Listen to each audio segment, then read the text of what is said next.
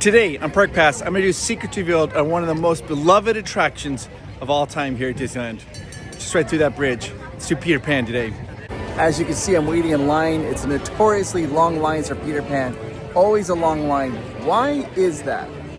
Well, there are various reasons why it's such a long line always. Number one, of course, it's a great attraction, so a lot of people love to ride it. So that's really one reason, but that's not the main reason.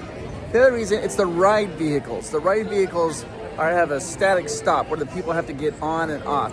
Whereas you get like a Haunted Mansion or like Little Mermaid, those are omni-movers. Those cars never stop moving. People just get on and on, so the line keeps going.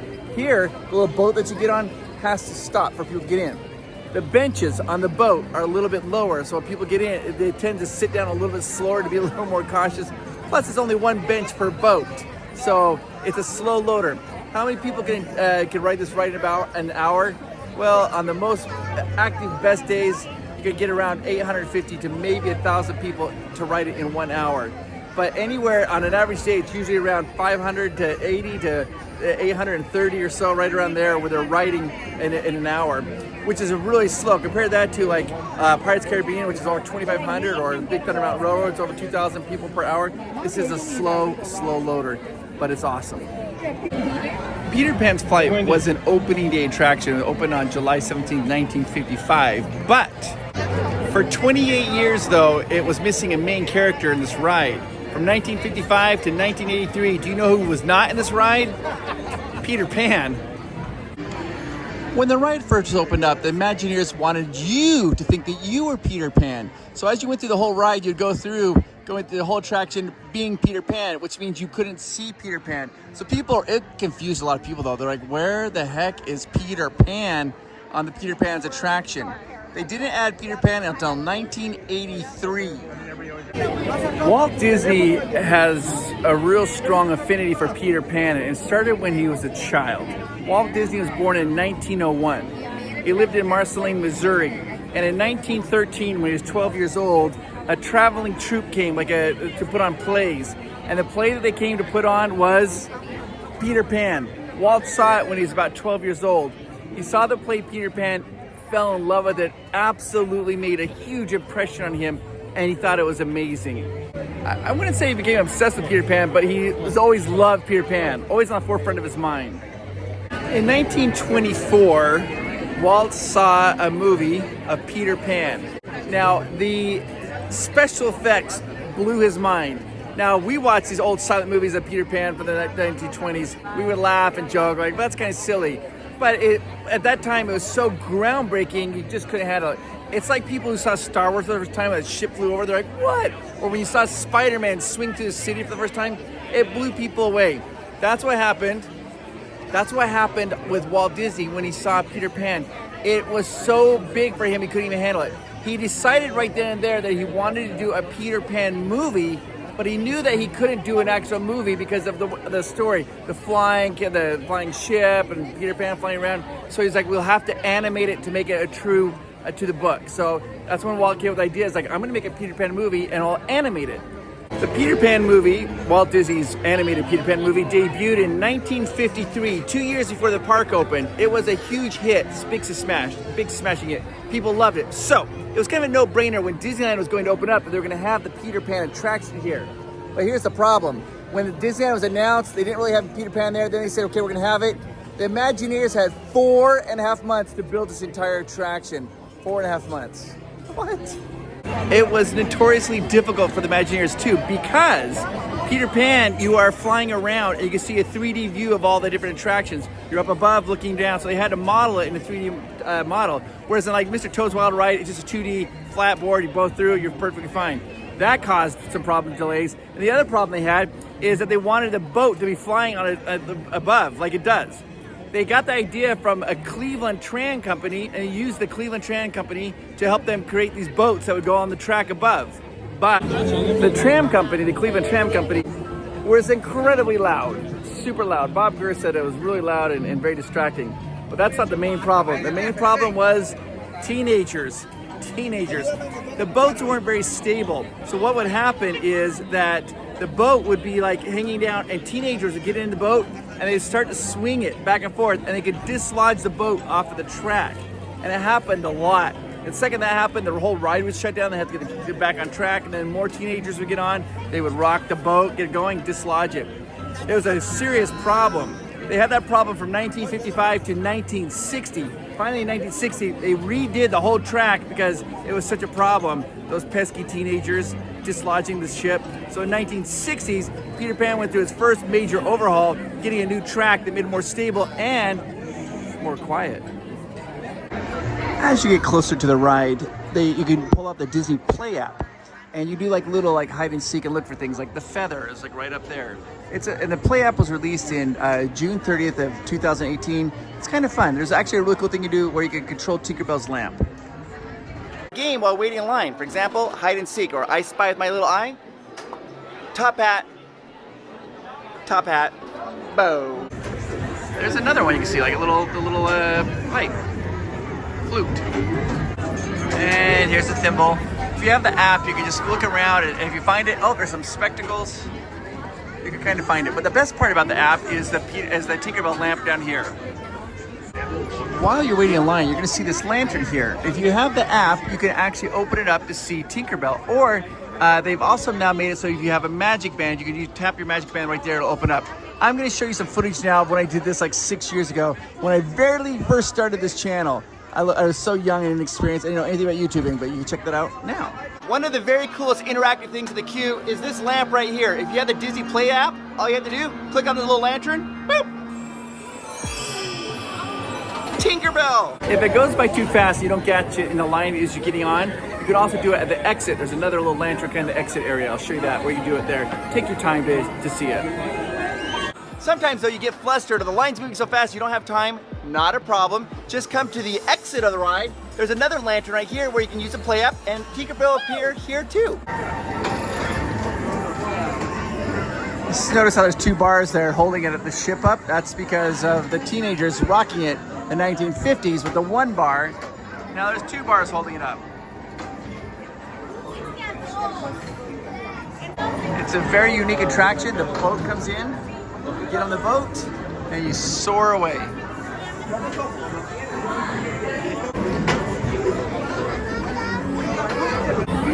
Now, there is one glaring mistake on this attraction, and that's Captain Hook's hook. Which hand does Captain Hook belong on? Well, in the movie, it was on his left hand. And on the mural, it's on his left hand. But in the ride, they have Captain Hook, the way he's posing, his left hand is going down, and it's crossing swords with Peter Pan. The Imagineers felt that a hook couldn't be crossing swords with a hook couldn't cross with a sword. So they moved the hook from the left hand to the right hand during the ride. So during the attraction, Captain Hook's on his right hand, but everywhere else it's on his left hand. But in Florida, they don't care. They always keep it on his left hand. They're like a sword and a hook. They can cross, not a problem. Which hand is Captain Hook's hook on? Well, that would depend on when you're looking, because in the movie, the hook is on his left hand, and on the mural for the ride, it's on his left hand. But when the Imagineers were making the ride of Peter Pan, they had Captain Hook and Peter Pan facing off in a duel, and Captain Hook is like this. And his hook is down here. The Imagineers thought he can't have a hook and a sword crossing, so what do? They quickly switched the hook to the other hand and put the sword in his left hand. And at the end of the ride, when he's on the top of the crocodile, he also has a hook on the right hand.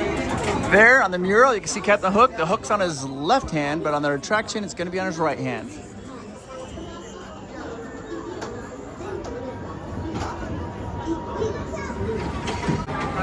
There's the mermaids. This kind of tells a story. There's a rainbow. Skull Rock. There's Peter Pan. There's my ship. You can see that this is the loading process. It takes a little bit longer. Got to get in, perfect, and easy peasy.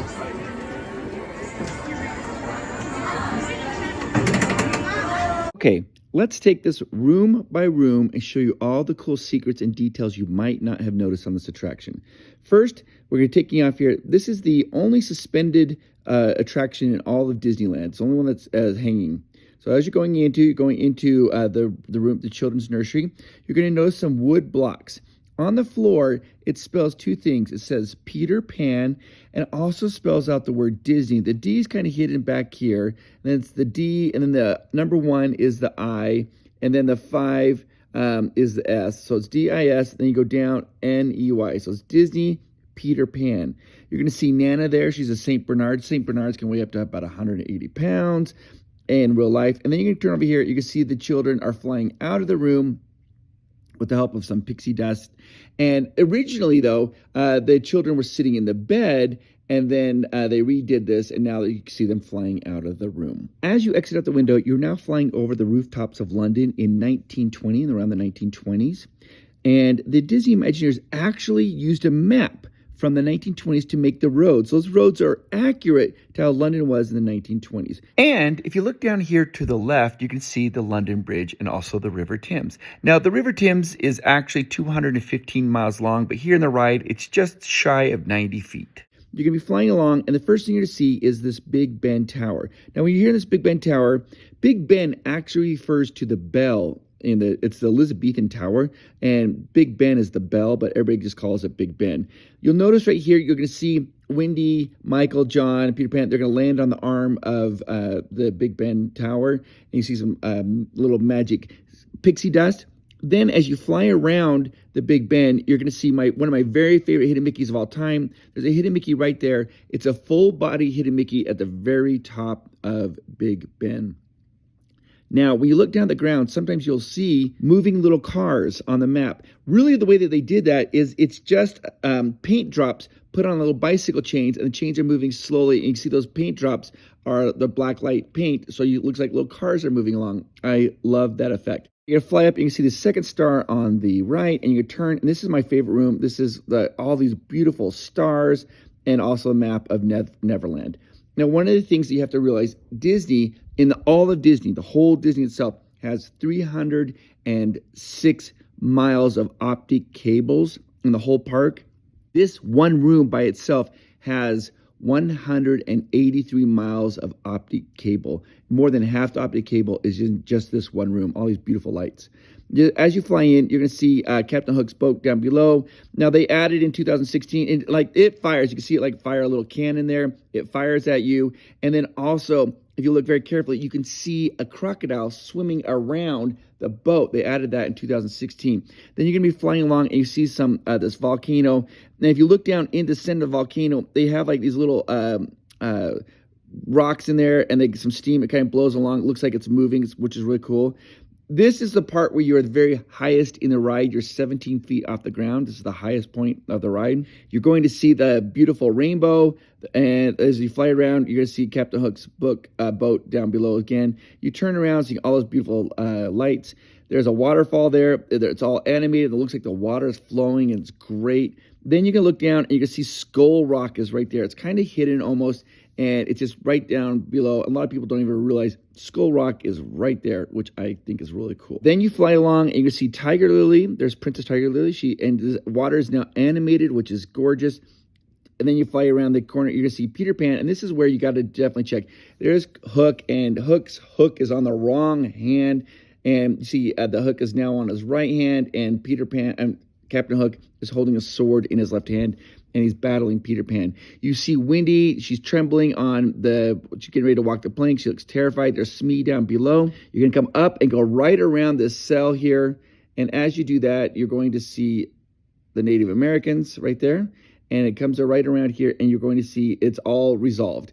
There is Peter Pan, there's Wendy, there's John and Michael, and then there's Tinkerbell. And it lights up, this whole Captain's Hook's boat lights up. By the way, the name of Captain Hook's boat is the Jolly Roger. It lights up, and you get ready to see that they're going to fly back to London. Now, down here, you can see Hook one last time. He is on the crocodile, and you can see that his hook is still on the wrong hand. It's on his right hand, and he yells one last time for Smee, Smee. And you see Smee right there say, "I'm coming, Captain." And then you come out here into the mermaid grotto. Some people think that middle mermaid is Ariel. And you can see the boat is flying away, which is a fun little thing there because you saw it lighting up the pixie dust. And that is the end of the ride. The ride takes 2 minutes and 38 seconds. In 1983, Fantasyland went through a massive overhaul, complete overhaul. They redid the facades, the buildings, everything. Now right here where I'm about standing, is where the King Arthur Carousel was. They ended up moving the King Arthur Carousel back pushed it back to make it a little more room for the attractions. They also changed the facade, so you got the facade. You can see now it's kind of more like an English Tudor facade, and they also kind of put Big Ben on top of Peter Pan.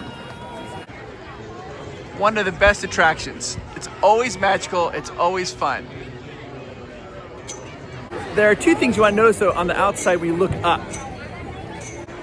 If you look all the way up, you can see a weather vane up there. There's Captain Hook's ship.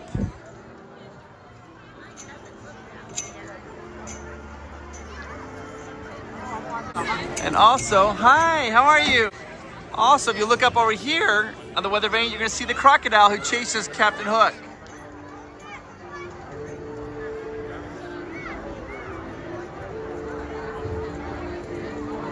Another reason why Peter Pan is so popular is that it's really one of the few rides in Fantasyland that isn't really scary for children.